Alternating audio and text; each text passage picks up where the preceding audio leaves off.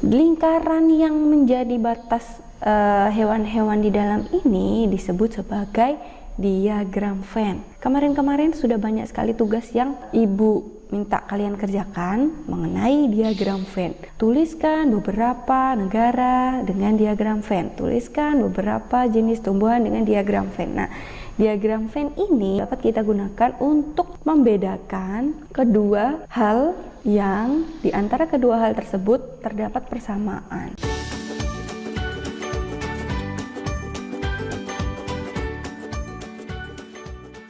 Assalamualaikum warahmatullahi wabarakatuh.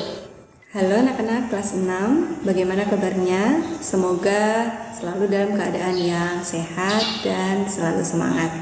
Di video kali ini Ibu akan kembali membagikan materi di tema 1. Selamatkan makhluk hidup, subtema 2. Hewan sahabatku. Tolong disimak baik-baik video ini sampai akhir ya. Namun sebelumnya marilah kita awali dengan berdoa terlebih dahulu. Berdoa sesuai dengan agama dan kepercayaan masing-masing. Berdoa mulai. Berdoa selesai. Baik anak-anak, kita lanjut di tema 1 selamatkan makhluk hidup, subtema 2 hewan sahabatku. Sebelumnya kita perlu tahu dulu apa saja materi yang ada di subtema 2 hewan sahabatku. Ada 5 pokok materi. Yang pertama ide pokok dan kata baku. Yang kedua ovipar, vivipar, dan ovovivipar. Yang ketiga karakteristik ekonomi negara ASEAN. Yang keempat teknik membuat patung. Dan yang kelima penerapan Pancasila, sila keempat dan kelima. Kita ke materi yang pertama dulu, yaitu ide pokok dan kata baku. Sudah Ibu singgung kemarin mengenai ide pokok, tapi tidak masalah Ibu ulas kembali. Ide pokok adalah gagasan awal terbentuknya sebuah paragraf.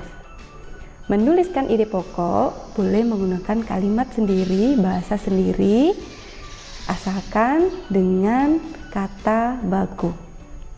Kata baku itu apa? Kata baku adalah kata-kata yang sesuai dengan Kamus Besar Bahasa Indonesia.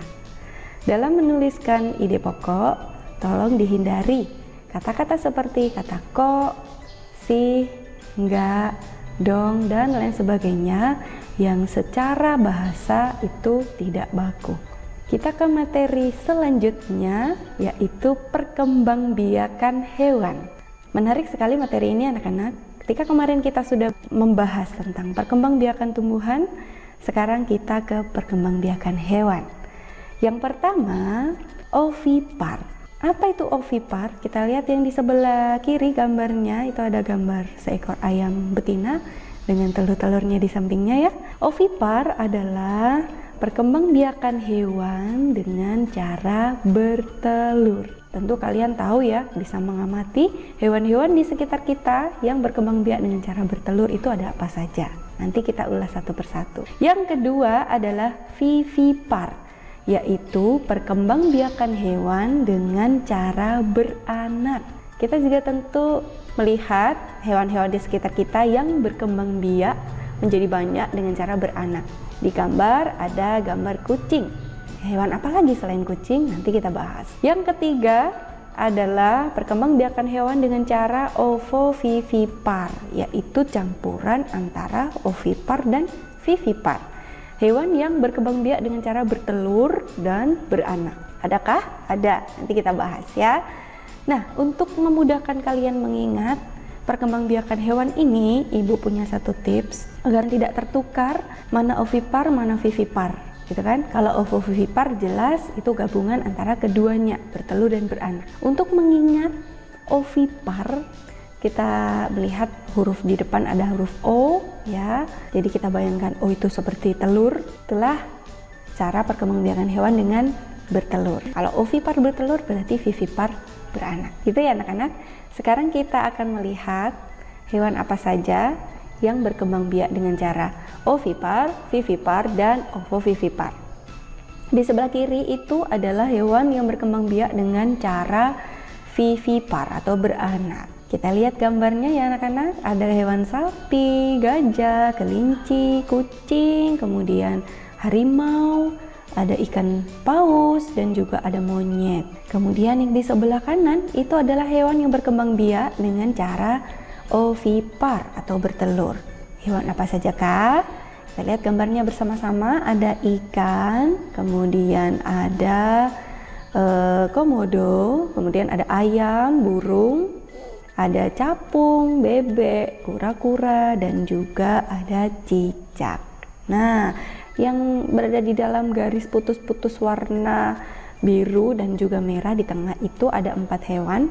Itu merupakan ovovivipar, yaitu hewan yang berkembang biak dengan cara beranak dan bertelur. Ada 4 hewan di situ ya nak, ada ular, kemudian ada ikan pari dan kadal di situ. Baik, lingkaran yang menjadi batas hewan-hewan di dalam ini disebut sebagai diagram Venn. Kemarin sudah banyak sekali tugas yang ibu minta kalian kerjakan mengenai diagram Venn. Tuliskan beberapa negara dengan diagram Venn. Tuliskan beberapa jenis tumbuhan dengan diagram Venn. Nah, diagram Venn ini dapat kita gunakan untuk membedakan kedua hal yang di antara kedua hal tersebut terdapat persamaan. Nah, ovipar, vivipar, dan ovovivipar ini juga bisa dijelaskan menggunakan diagram Venn, di mana ovipar terpisah dengan vivipar, tapi di tengah-tengahnya ada hal yang sama, yaitu ovipar dan vivipar yang bergabung menjadi ovovivipar. Oke anak-anak, sekarang kita lanjut ke materi selanjutnya, yaitu karakteristik ekonomi negara-negara ASEAN. Di subtema 1 sudah sosial budaya, sekarang karakteristik ekonominya. Negara ASEAN dan potensi ekonomi. Ibu akan jelaskan secara singkat intinya saja ya. Tapi sebelumnya kalian perlu tahu, potensi ekonomi adalah segala potensi yang ada di sebuah negara, baik itu dari alam maupun dari sumber daya manusia, yang bisa digunakan untuk memenuhi kebutuhan hajat orang banyak dan juga bisa diekspor ke negara lain ya. Itu salah satu kegiatan ekonomi, dan bisa juga negara tersebut mengimpor dari negara lain. Seperti konsep awal ekonomi adalah kegiatan jual, beli, produksi, konsumsi, dan distribusi. Oke, kita masuk ke negara-negara ASEAN dan potensi ekonominya. Mulai dari negara Brunei Darussalam, potensi ekonomi terbesar di Brunei adalah minyak bumi dan gas alam. Kemudian yang kedua, negara Filipina, boleh sambil disimak ya di layar ya. Filipina potensi ekonominya di bidang pertanian. Di antaranya ada ekspor nanas, padi, kelapa, dan gula. Indonesia ini negara kita adalah negara yang sumber daya alamnya melimpah, kemudian keadaan geografisnya juga bagus, sehingga di Indonesia ini sebenarnya banyak sekali sumber daya alam yang bisa kita manfaatkan dengan baik ya, bisa kita kelola dan bisa menjadi keuntungan bagi masyarakat Indonesia. Ada apa sajakah potensi ekonominya? Merata sebenarnya ya, di bidang pertanian ada beras banyak, kemudian sayuran banyak ya, karet dan lain sebagainya. Kemudian pertambangan juga banyak sekali. Di Kalimantan ini ada tambang batu bara yang terletak di banyak lokasi. Kemudian ada tambang emas yang ada di Papua, dan masih banyak lagi tambang-tambang yang lain. Kemudian kehutanan, mengingat Indonesia banyak sekali terdapat hutan, terutama di Provinsi Sumatera dan Kalimantan, maka tidak heran jika potensi ekonomi di bidang kehutanan di Indonesia juga cukup pesat gitu ya. Kehutanan ini yang diambil apa? Nah, yang diambil adalah bisa kayu, kemudian bisa madu hutan ya, dan banyak lagi yang lain. Kemudian pariwisata. Negara kita adalah negara kepulauan, negara agraris, di mana banyak terdapat kondisi-kondisi geografis yang berbeda, mulai dari daerah perairan, kemudian daerah pegunungan, ada juga daerah panas, ada daerah dingin, ada lembah gitu ya, bukit, semua hampir ada di Indonesia, dan Indonesia beriklim tropis sehingga cuacanya cukup nyaman gitu ya. Dan karena hal itu Indonesia mengembangkan pariwisata dengan pesat. Kalau di sini di Kalimantan, di Pulau Maratua, jelas pariwisata menjadi sektor utama karena di pulau ini banyak sekali turis atau wisatawan asing yang berkunjung. Meskipun belum setenar Bali, namun Pulau Maratua juga memiliki potensi wisata yang cukup bagus. Begitu juga dengan pulau-pulau yang lain, gue yakin memiliki sektor pariwisata yang keren ya, hebat gitu. Kemudian ekspor, negara Indonesia mengekspor beberapa hasil alam, diantaranya adalah minyak, gas, tekstil, dan produk kayu. Di luar itu ada beberapa yang juga diimpor dari negara lain untuk memudahkan proses produksi atau untuk mencukupi kebutuhan masyarakat kita yang masih dibilang kurang gitu ya. Kemudian negara Kamboja, sektor yang paling maju di sana adalah pertanian ya, pertanian padi dan karet. Kemudian negara Laos, di sana juga sektor yang paling maju adalah pertanian. Dan negara Malaysia, negara tetangga yang paling dekat dengan kita, ada beberapa sektor yang maju di sana, ada pertanian, pertambangan, perindustrian, kemudian mengekspor alat-alat elektronik, minyak, gas bumi, produk kayu, minyak sawit, karet, tekstil, sepatu, dan bahan kimia. Ya, banyak sekali yang diekspor ya. Myanmar, ini sektor pertanian, perkebunan, pertambangan, kemudian penghasil padi terbesar di Asia Tenggara terletak di Myanmar. Singapura, negara yang sudah maju dengan berbagai teknologinya, ya, ini maju dalam bidang perindustrian. Kemudian Thailand, di sana ada perkebunan, pertanian, kehutanan, pertambangan, industri, dan pariwisata. Sektor utama yang dikembangkan di sana adalah sektor pariwisata dan juga pertanian. Dan yang terakhir, negara Vietnam ini mengembangkan pariwisata, kemudian jasa perhotelan, transportasi, dan juga kuliner. Sebagian besar adalah sektor pariwisata yang dikembangkan di sana.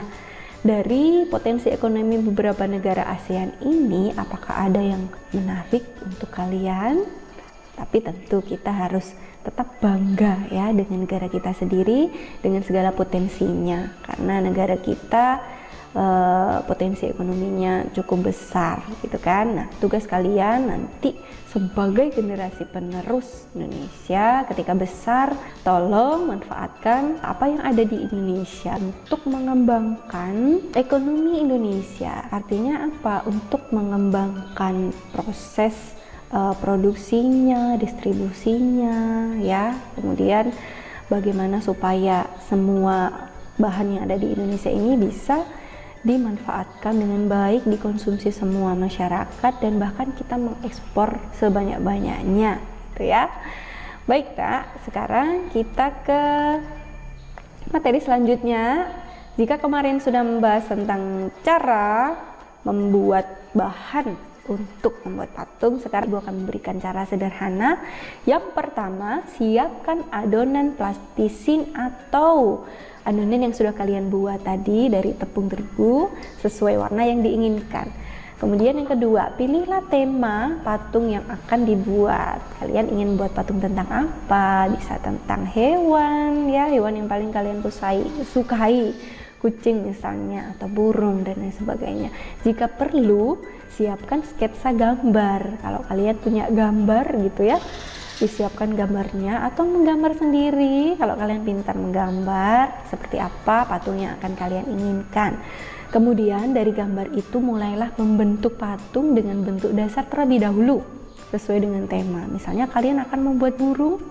Burung itu ada kepala, badan, dan ekornya serta kakinya. Kalian buat satu-satu terlebih dahulu. Misalnya badan dulu yang lebih besar, kalian buat bulatan, kemudian dari bulatan itu nanti dibentuk sesuai dengan bentuk burung yang diinginkan. Nah, setelah itu mulai ke anggota badan yang lain, kepala dengan bulatan yang lebih kecil, kemudian kaki dengan bentuk silinder gitu ya.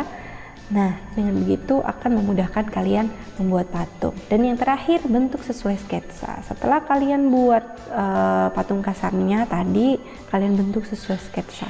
Bisa diukir menggunakan lidi gitu ya, supaya terlihat bulu-bulunya, atau bentuk menggunakan alat-alat tertentu, pisau bisa, atau alat-alat yang kalian manfaatkan di sekitar kalian. Gitu ya. Untuk materi selanjutnya yaitu tentang penerapan Pancasila, sila keempat dan kelima. Sekali lagi Ibu tegaskan, untuk Pancasila ini kita sudah mempelajari, anak-anak sudah mempelajari dari kelas 1 sampai kelas 6 ini, sehingga tidak ada alasan untuk kalian tidak hafal sila-sila Pancasila ya. Jika memang ada yang lupa, silakan dilafalkan, atau kalau perlu tuliskan dalam secari kertas sila 1, 2, 3, 4, 5 dan tempelkan di kamar kalian, sehingga ketika bangun tidur kalian melihat Pancasila gitu ya, supaya ketika dipelajari di sekolah nanti tidak lagi lupa, karena ini akan dibahas terus sampai nanti kalian SMP, SMA. Baik, penerapan Pancasila sila keempat dan kelima, kita sebutkan dulu. Pancasila sila keempat itu kerakyatan yang dipimpin oleh hikmat kebijaksanaan dalam permusyawaratan perwakilan. Di situ ada kata permusyawaratan. Itu adalah kata kunci dari penerapan sila keempat. Penerapan sila keempat tidak jauh-jauh dari musyawarah untuk mufakat. Artinya apa? Berdiskusi untuk memecahkan masalah atau untuk menghasilkan satu mufakat keputusan bersama. Kita lihat poin-poinnya yang sudah Ibu tuliskan ya, ada 4 poin. Yang pertama, musyawarah untuk mufakat terhadap masalah yang ada. Yang kedua, musyawarah pembentukan struktur kelas ya, diskusi membentuk struktur kelas, ketua kelas, bendahara, sekretaris dan lain sebagainya, itu termasuk sila keempat. Kemudian diskusi kelompok dalam debat kelompok atau pembelajaran di kelas. Ada debat pantun misalnya. Nah, dalam berbalas pantun itu kalian pasti berdiskusi. Kemudian yang terakhir, tidak memaksakan kehendak. Dalam diskusi atau musyawarah kita hendaknya menghargai orang lain. Meskipun pendapat mereka berbeda dengan kita, meskipun pendapat kita tidak diterima misalnya, kita tetap harus menghargai dan tidak memaksakan kehendak. Contohnya, misalnya kalian diskusi tentang mengerjakan tugas. Kalian memiliki pendapat yang berbeda-beda. Kalian harus tetap menghargai, mufakat, menghargai keputusan teman-teman secara bersama. Tidak boleh, aku maunya seperti ini, jadi harus begini, gitu ya. Sekarang sila kelima, kita sebutkan dulu Pancasilanya, sila kelima, keadilan sosial bagi seluruh rakyat Indonesia. Di sini kata kuncinya adalah adil, sehingga penerapan Pancasila sila kelima ada beberapa poin yang Ibu tuliskan. Yang pertama adalah bersikap adil. Adil kepada siapa? Kepada siapapun, terutama kepada teman kita, kepada saudara kita. Ya, adil itu yang bagaimana?